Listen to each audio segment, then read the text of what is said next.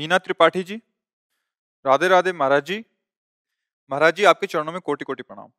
महाराज जी जब से ये मनुष्य शरीर मिला है तब से ईश्वर में सदैव आस्था बनी रही, परंतु इस जीवन में बहुत सारे दुख आए महाराज जी, और पति भी छोड़ के चले गए। दुख दुखालय में रह के दुख, नाली के किनारे रहे दुर्गंध ना आवे, बोले बहुत दुर्गंध, नाली के किनारे रहे तो दुर्गंध आएगी ना, इसका नाम क्या है? दुखालय। बोले बहुत लोग हमारे परिवार के मर गए तो नाम क्या है? मृत्यु लोक नाम है, इसका नाम मृत्यु लोक है, इसका नाम भगवान ने दुखालय रखा है। तो अब आए हो दुख की बाजार में तो दुख ही तो मिलेगा। सुख का भ्रम है, केवल दुख है, सुख का रूप लेकर के दुख आता है। ऐसे गले लगोगे क्या? दुख को गले कोई लगाता है? जब सुख की लेवल में दुख आता है और गले लगाते हैं, जब परिणाम में पता चलता है दुख, तो लगता है यार ये भी दुख था ये भी दुख था, सब दुख था। तो दुख वाली तो बातें ही छोड़ो, कुछ दुख है नहीं है। क्या दुख है? सबसे बड़ा दुख है कि हमारी श्वास बेकार जा रही, नाम नहीं जप पा रहे, इसके लिए रो। और क्या दुख है? अरे जी रहे हो, खा रहे हो, पी रहे हो, ऑक्सीजन ले रहे हो। अभी ठाकुर ऑक्सीजन बंद कर दे तो सिलेंडर रखा मिलेगा बगल में, नहीं सूंघना मुश्किल हो जाएगा, श्वास लेना वो तो कृपा ही की है ना। हर तरह से तुम्हें वो यहाँ की सुविधा दी है, लेकिन सब है दुख में। यहाँ की हर सुविधा दुख में, पहले समझ लो। ऊपर लगी मेले की लेवल सुख की, लेकिन है दुख में। अब यहाँ एक काम करने के लिए हम केवल आए, हर श्वास राधा राधा राधा। ये नहीं है तो भारी दुख है, कहे हनुमंत विपत्ति प्रभु सोई, जो तो सुमिरन भजन। और उसकी तो वार्ता ही नहीं है, बहुत दुख पाए तो भैया है ही यही दुकाल में दुख। अब पुस्तकालय में जाओ, बोले आधा किलो जरा दूध वाली बर्फी देना, तो लोग तुम्हारी तरफ देखेंगे कि नहीं देखेंगे? ए पढ़े लिखे हो? बोले हाँ। तूने लिखा क्या लेबिल में? पुस्तकालय मांग क्या रहे हो? जाओ भैया मिष्ठान भंडार में जाओ। ऐसे ही भगवान ने लेबिल लगा दी है, दुखालयम अशाश्वतम। मांग क्या रहे हो? सुख। तो हंसने की बात है, दुखालय में जन्म लिया तुम सुख चाहते हो? हाँ एक उपाय है, जिन्होंने इसको दुखालय बनाया, अगर उनका भजन करोगे तो ये भी सुखमय हो जाएगा, ये भी तुम्हारे लिए सुखमय, दसों दिशाएं सुखमय हो जाएंगी। एकमात्र भगवान का भरोसा करके नाम जप करो। सुमिर पवन सुत पावन, नामू अपने बस कर राखेरा। कर तुम अकर तुम अन्यथा कर तुम, भगवान तुम्हारे साथ बाल बांका भी नहीं होगा। रश्मि जी कनाडा से। पूज्य महाराज जी सादर प्रणाम। महाराज जी मनुष्य जन्म का उद्देश्य भक्ति करके भगवत धाम वापिस जाना है, लेकिन जब करते समय मन बहुत विचलित होता है। मंदिर जाना, सेवा करना यथासंभव, कभी कभी तीर्थ यात्रा में जाना भी हो जाता है। क्या ये सब पर्याप्त है भगवत प्राप्ति के लिए? समझ नहीं आता क्या करें, और हमें कैसे पता चलेगा कि हमारा मनुष्य जीवन भगवत प्राप्ति के लिए भगवत भरोसा पर्याप्त है। हे नाथ, मैं जैसी भी हूं आपकी हूं, बस हमारे हृदय में प्रबल इच्छा है कि मैं आपको प्राप्त करूं। अब कैसे प्राप्त करूं ये आप हमें संभाल लीजिए, मूल में ये बात होनी चाहिए। इसके बाद कई बार हमने सत्संग में भी कहा है कि बाहरी व्यवहारों में मन लग सकता है, लेकिन निरंतर नाम जप में नहीं लग सकता, क्योंकि नाम जप मन को मारता है। व्यवहार में उसको चांस मिलता है, खुराक मिलती रहती है। जैसे हम तीर्थ याटन जा रहे हैं तो संसारिकता भी दिखाई दे रही, मन को चैन मिल रहा है। सेवा कर रहे हैं तो बातचीत और ऐसा, लेकिन जब नाम जप कर रहे हैं तो सीधे नाम का ध्यान, नाम का सुमिरन, तो मन मरता है। इसलिए मन को पसंद नहीं मरना। मरना किसको पसंद है? तो मन को मारने के लिए नाम बहुत जरूरी है।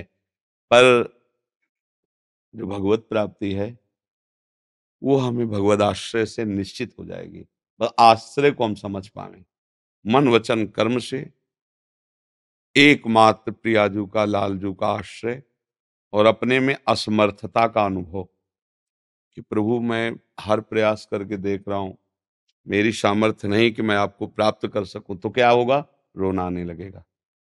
जब असमर्थ होता है कोई तो क्या होता? अब हमें चाहिए पर मैं गरीब कैसे प्राप्त कर पाऊं? मान लो बहुत कीमती चीज है, चाहिए पक्का, अब क्या करूं? मेरे में सामर्थ्य नहीं पर मुझे चाहिए।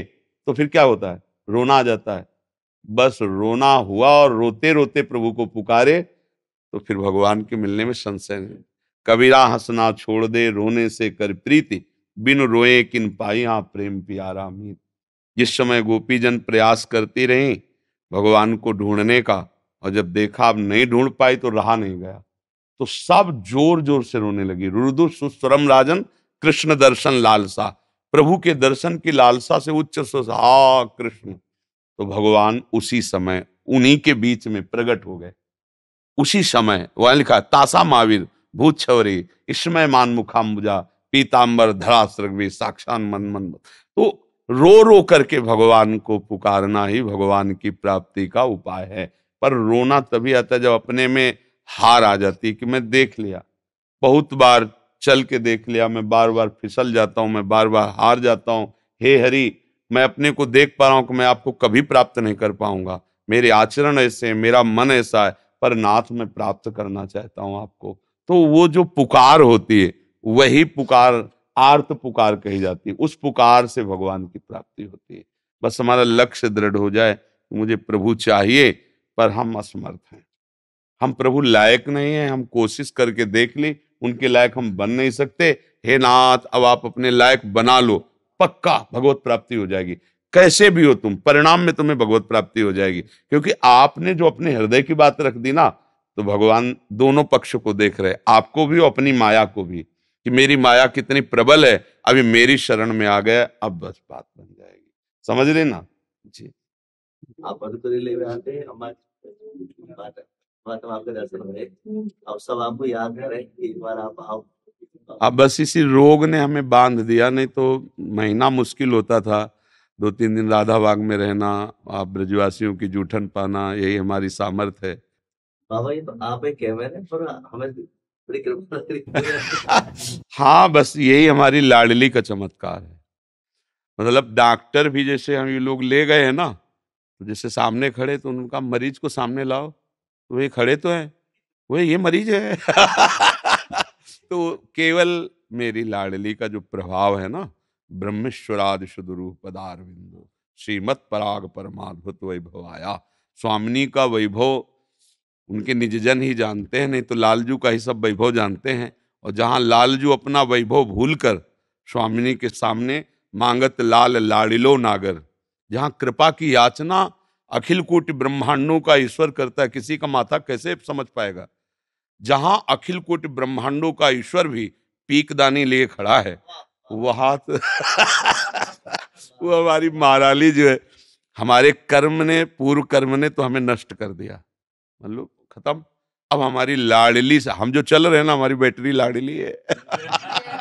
उन्हीं से अब चल रहे। अब जैसे 1 बजे से चल रहा है, रात्रि के 1 बजे अपनी दिनचर्या करके निकल के 2:30 बजे यहाँ के यहाँ सब चल रहा है, रात्रि से चलता है। हाँ, 4:15 बजे तो सत्संग प्रारंभ हो जाता है, उसके पहले खूब नाम कीर्तन राधा नाम का। ऐसे ये हमारी सामर्थ्य नहीं है, स्वस्थ पुरुष की सामर्थ्य नहीं है।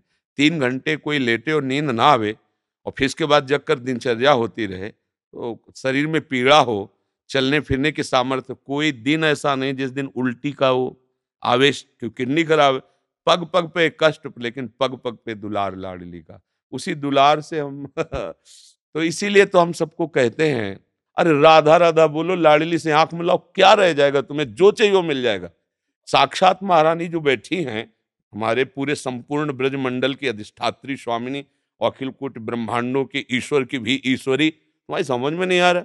राधा राधा बोलो, श्री जी से आंख मिलाओ लाडली, और ऐसी करुणामयी सरकार, साफ ज्ञान विज्ञान झाड़ू लगाने योग्य हो जाता है इनकी कृपा के आगे। ने कहूं न रिस कहूं, भूली हूं न होत सकी, रहे तो प्रसन्न सदा। हमारी स्वामिनी जो कभी नाराज ही नहीं कि बहुत दुष्ट है, मेरी बात ही नहीं मानता, हर बार गलती करता रहता है। ने कहूं न रिस कहूं, भूली हूं, कभी स्वामिनी जो अपराधी नहीं मानती है। अवगुण करे समुद्र सम, गणत ना अपनो जान, और राई के सम भजन को मानत मेरु समान। हमारी स्वामिनी जी जो है ना, अगर समुद्र के समान अपराध बन जाए तो लालजू से कहते, मेरा है फिर भी तुम इसे अपराधी मान। बोले नहीं जी नहीं, बिल्कुल अपराधी नहीं। अलुल्लिख्यालंताल तदपराधान मधुपतिर महाप्रेमाविष्टम तो परम देयम विंशति तवैकम श्री राधे गृणति ही नामा मृत रसम। बोला राधा, तो श्री जी ने ऐसे देखा तो लाल जी ने पूरा रजिस्टर फाड़ दिया, उसका जो जन्म जन्मांतर रोका था वो अनुलिख्या, आगे लिखेंगे नहीं अपराध, क्योंकि महारानी जी का नाम लिया है और महारानी जी का ये जन है। लालजू भी डरपते हैं, हाँ, जिससे लालजू डरपते हैं वो केवल महारानी जो है, उनकी भ्रकुट टेढ़ी हो जाए महारानी जी की तो सखियों के चरण छूने लगते हैं कि मना दो। मान धारण कर लिए लाडली जू, नहीं तो लालजू ऐसे कि अगर भ्रकुट तान ले तो काल भी थर्रा उठे। वो महान ईश्वरों के भी ईश्वर, लेकिन हमें ऐसा दरबार मिल गया जो जन्म जन्मांतर की तपस्या से भी नहीं मिल सकता। मेरी लाडली जू ने अपना बना लिया। बस हम ये कहते भटकते काहे को यार, तुम्हें किसी के आगे हाथ जोड़ने की जरूरत नहीं, किसी के चमत्कार की जरूरत नहीं, बस राधा राधा बोलो, देखो क्या नहीं हो। पर इसमें बोलना पड़ता है ना, उनको लगता है कि 100-200 रुपया दे के कोई जंतुर बांध दे जो इसीलिए भटकना है।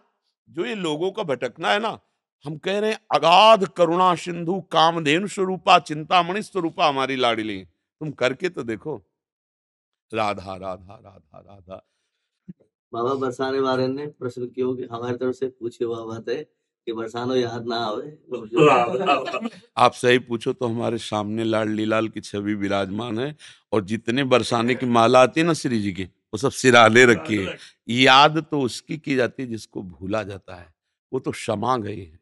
बाबा बहुत याद करें सब ब्रजवासी। हाँ, हमें पता है उन्हीं के बल से हम जीवित है, उन्हीं के बल से जीवित। ये जो आप लोग ऐसे कर देते हो ना, बाबा स्वस्थ हो ना, वो सबको समझ में नहीं आता, वो मुझे समझ में आता है कि जिन हाथों से आप लाडली का श्रृंगार करते हो, उन्हीं हाथों से जब ऐसे करते हो ना, तो हमें सब कुछ प्राप्त हो जाता है। दीपक सिंधवानी जी मुंबई से। जय श्री हरिवंश महाराज जी, आपके चरणों में कोटि कोटि प्रणाम। महाराज जी, मैंने मेरे सदगुरुदेव भगवान से मंत्र दीक्षा जब प्राप्त की, उस समय साधन भजन में काफी उत्साह रहता था। काफी वर्षों तक उनके सानिध्य में रहकर सेवा साधना का सौभाग्य मिला। कुछ समय पूर्व जब मेरी उन्नति हेतु कुछ डांट फटकार गुरुदेव ने की, तो मैं उसे पचा ना पाया, सत्संग से विमुख हो गया और धीरे धीरे अकेले रहने के कारण निराशा में आ गया। अनजाने में कुछ शास्त्र विरुद्ध आचरण भी हो गए। उन्होंने कई बार संकेत में भी समझाया, बट मैं समझ नहीं पाया। महाराज जी, मेरा मार्ग बात ये होती कि परमार्थ में सबसे ज्यादा नाश करने वाला जो शत्रु है वो अहंकार है। हमारे प्रभु हमारे गुरुदेव जब देखते हैं कि इसके अहंकार पर कोई फर्क नहीं पड़ रहा, तो अहंकार को कुचलना चाहते हैं। जब वो अहंकार के कुचलने का ऑपरेशन करना चाहते हैं, तभी थिएटर से भाग जाता है मरीज, मरीजे भाग जाता है। क्योंकि अहंकार संसर्ति मूल शूल प्रदनाना सकल सुखदायक अभिमाना। तो हम जीवत्व अभिमान में, देहाभिमान में जो हम गुरुजनों की शरण लेते हैं, और जहां वो तुम्हारे अभिमान पर ऑपरेशन करना शुरू करते हैं, तहां भाग पड़ता है उपासक। अगर भागे ना, वो वहीं रुक जाए, तो जीवन मुक्त बना के छोड़ते हैं महापुरुष। वो अहंकार हम बचाए रखते हैं।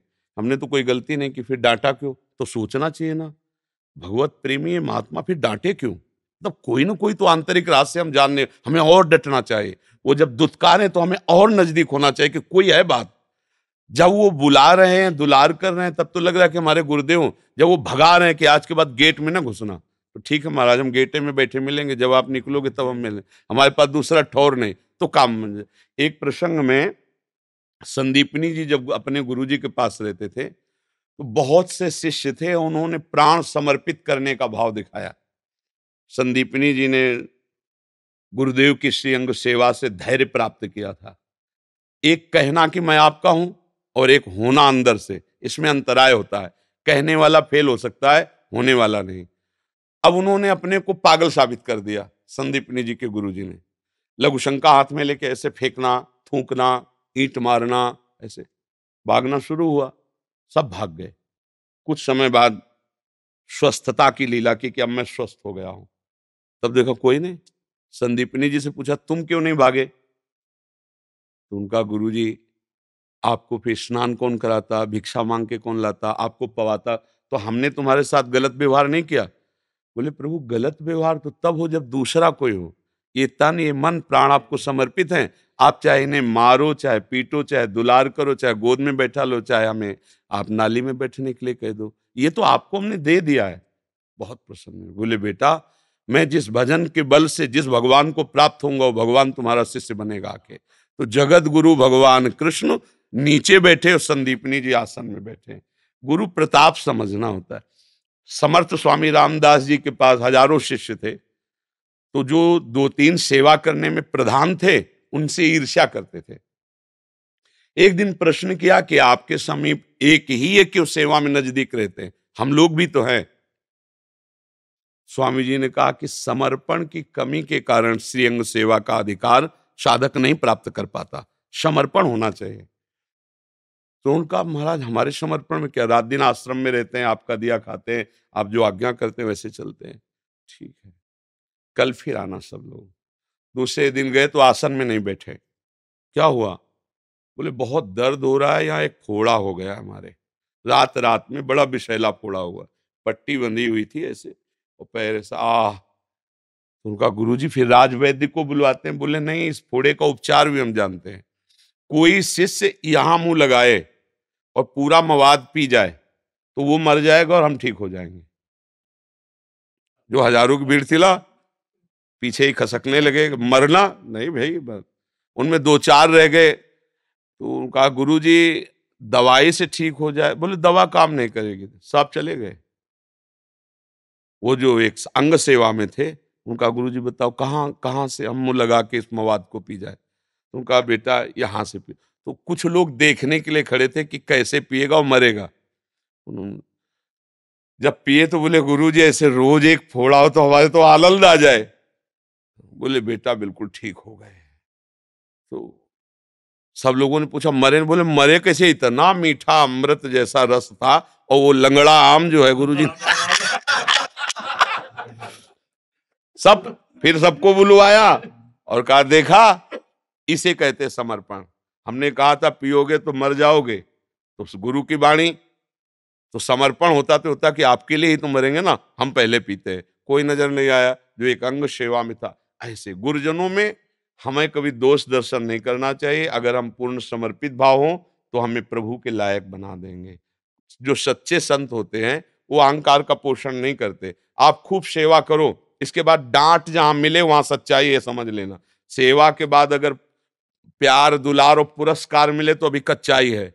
जब सेवा के बाद और कड़ी नजर हो जाए तो समझ लेना बात यहाँ करेक्ट है और हमारी बात बन जाएगी।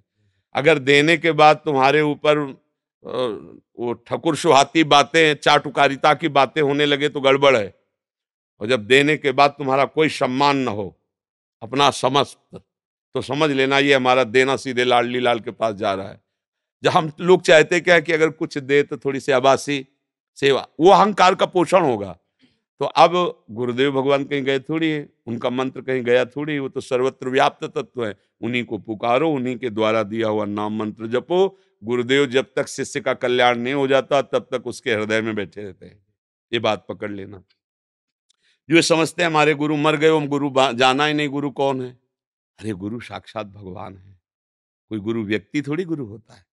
अच्छा, हम भगवान का भाव जब एक विग्रह में कर सकते हैं तो चैतन्य घन चलते फिरते संत महात्मा में भी कर सकते हैं। तो वो भाव हमारा कल्याण करता है। ये तो पांच भौतिक शरीर है, ये तो कुछ समय के बाद नष्ट हो जाएगा, लेकिन आपका जो भाव है वही आपको प्रभु तक ले जाएगा। गुरु भाव का विषय होता, व्यवहार का विषय नहीं होता। इसीलिए कहा अखंड मंडलाकारम व्याप्तम चराचरम तत्पदम दर्शितम तस्मै श्री गुरुवे नमः। दिनेश जी, महाराज जी आपके चरणों में कोटि कोटि प्रणाम। महाराज जी, श्रद्धा और विश्वास में क्या अंतर है और श्रद्धा को कैसे बढ़ाया जाए? श्रद्धा जब हमारी बुद्धि में पवित्रता आती है तब कहीं श्रद्धा होती है।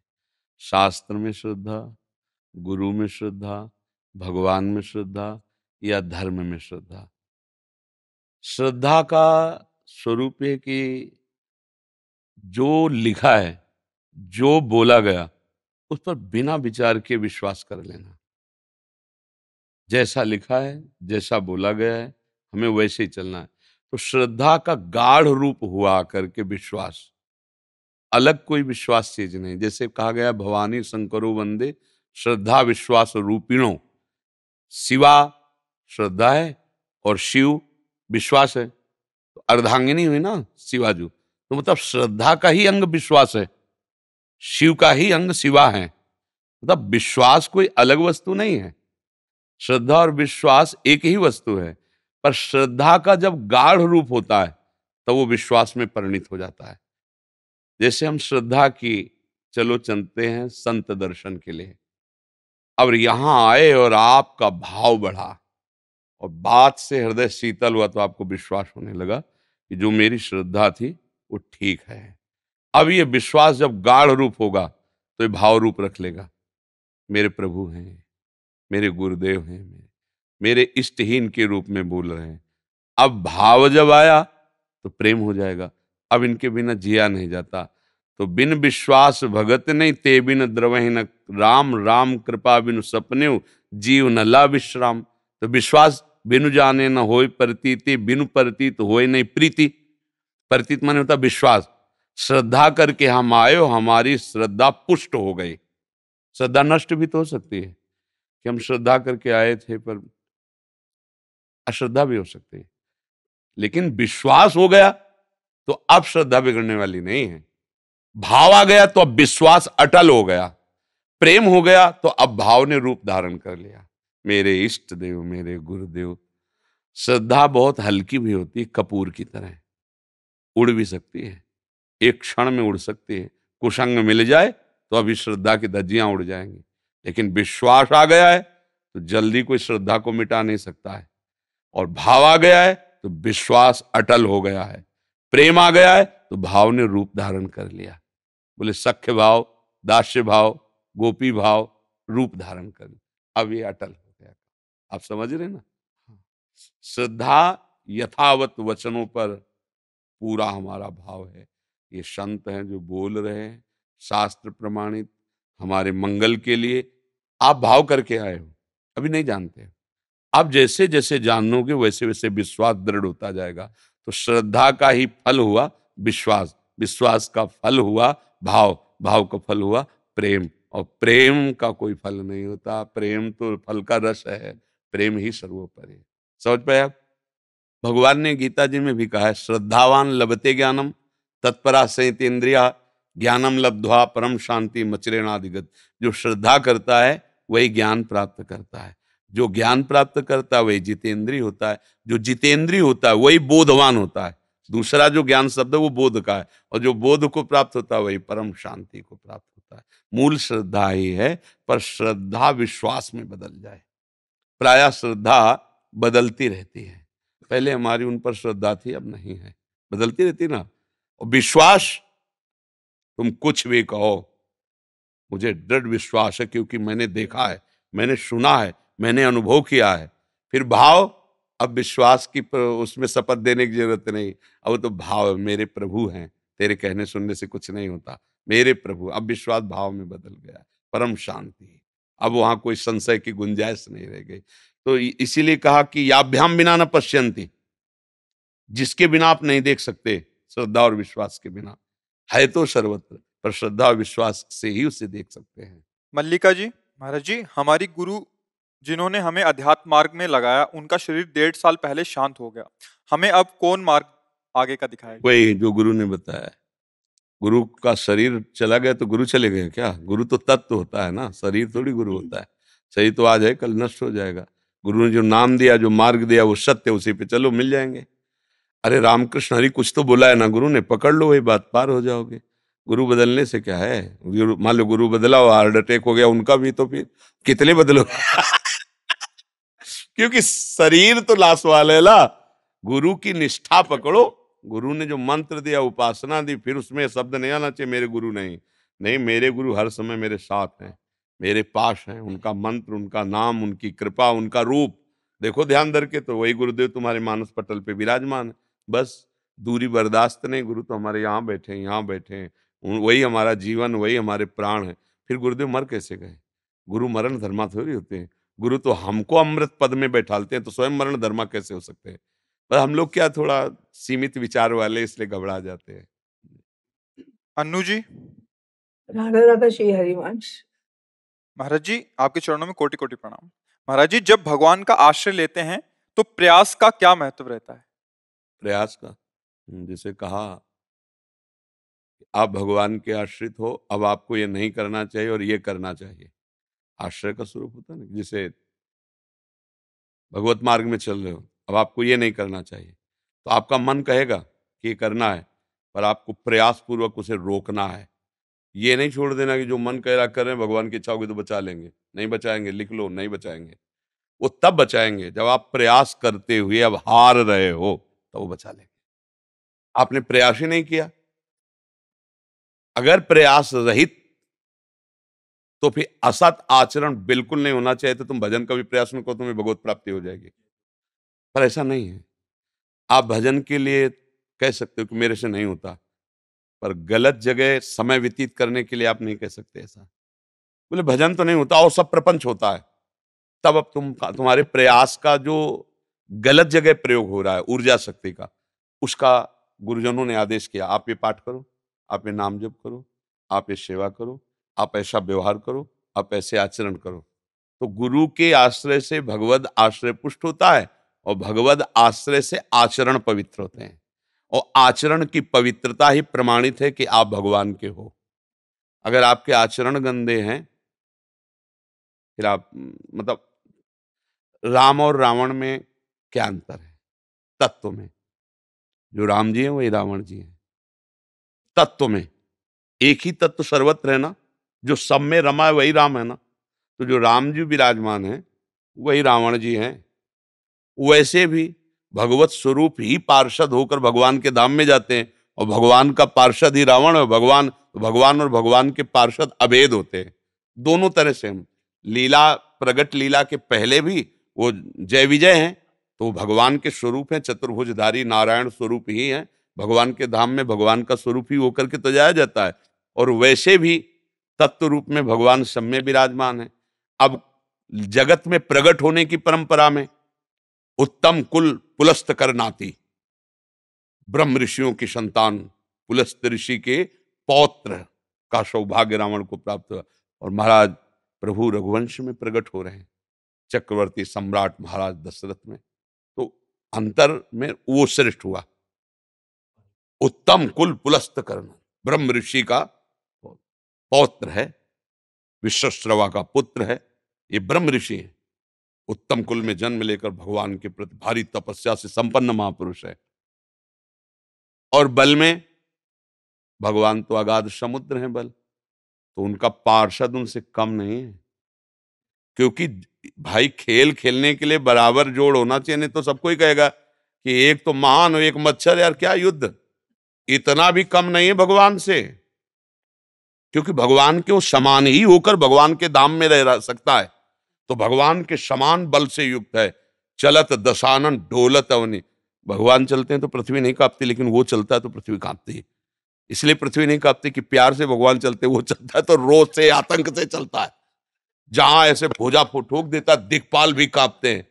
तो रावण पूज्य नहीं हुआ, अगर ऐसे देखो तो रावण पूज्य नहीं हुआ, राम जी पूज्य हुए, क्योंकि राम चरित्र है। रावण का कोई चरित्र ही नहीं, वो चरित्रहीन है। बात है ना, सब कुछ परफेक्ट है पर वो चरित्रहीन है। और महाराज का सब कुछ परफेक्ट होते हुए चरित्र पावन है। भगवान श्री राम का चरित्र निष्कलंक, पूर्ण मर्यादा पुरुषोत्तम, इसलिए भगवान उसमें भी है। अच्छा, उसी ग्रंथ में चरित्र लिखा हुआ है। राम चरित्र की जब आरती होगी तो राम की भी हो रही है, रावण की भी हो रही है। आयला उसी में तो है ना, रामचरित्र में उसका भी चरित्र है ना। तो हमारे यहां चरित्र ही प्रमाणित करता है कि आप किस कोटि के साधक हैं, किस कोटि के साधन में। क्या प्रश्न था? प्रयास। हाँ, तो प्रयास, आपका प्रयास करना ही है। जब आप इस स्थिति में पहुंच जाएंगे कि आपका अहंकार भगवत समर्पित हो गया, तब दोषों की कोई गुंजाइश ही नहीं रहती। इसलिए अब वो ही अनुभव करता है कि मैं कुछ कर नहीं रहा, प्रभु मेरे से करा रहे हैं। जब प्रभु करा रहे हैं तो असद आचरण नहीं हो सकता, क्योंकि असद आचरण अहंकार से, भोग बुद्धि से होता है। प्रभु जो कराएंगे तो वो योग बुद्धि से होगा, सबके मंगल के लिए होगा। इसीलिए जो महात्मा हुए हैं उनके लिए लिखा, साधु ते होए न कारज हानि। कभी किसी का मंगल हुआ हो आज तक सच्चे संत से? नाटक बात अलग है, सच्चे संत से किसी का मंगल कदापि नहीं हो सकता है। तो जो हमारे अंदर ऊर्जा शक्ति है उसको हमें प्रयास करके सतमार्ग में लगाना है, जितनी है। इसके बाद की बात जिनके हम आश्रय में वो संभाल लेंगे। हम अपनी ताकत से प्रभु तक नहीं पहुंच सकते, पर हमें ताकत लगानी है। जैसे दलदल में फंसे हैं, हम अपनी ताकत से नहीं निकल सकते, पर हमें ताकत विपरीत नहीं लगानी है, हमें पॉजिटिव लगानी है। निकालने वाला निकाल रहा है तो हम भी निकलने की चेष्टा करें। तो ऊर्जा शक्ति अगर आप पॉजिटिव नहीं लगाओगे तो निगेटिव में जाएगी, नकारात्मक निषेध में जाएगी, तो आपका फिर मार्ग बाधित हो जाएगा।